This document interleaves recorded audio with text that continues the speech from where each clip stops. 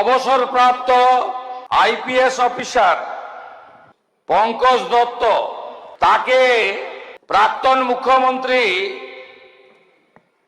যিনি এখন এই সদনের সদস্য নন তাই নাম বলছি না, দুবার আমার কাছে হেরেছেন, তার নির্দেশে উনাকে বড়তলা থানাতে একাধিক দিন ডেকে হ্যারাসমেন্ট করা হয়।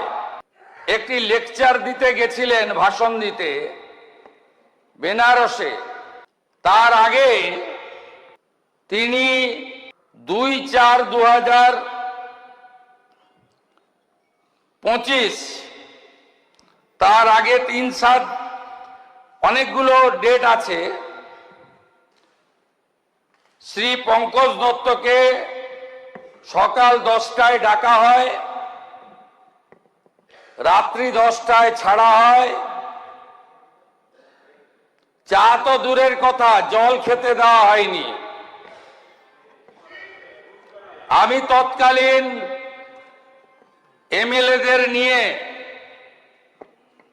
থানার বাইরে বিক্ষোভ দেখিয়েছিলাম।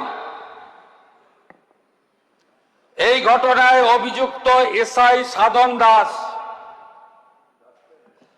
আইও, তাকে সাসপেন্ড করলাম আমরা।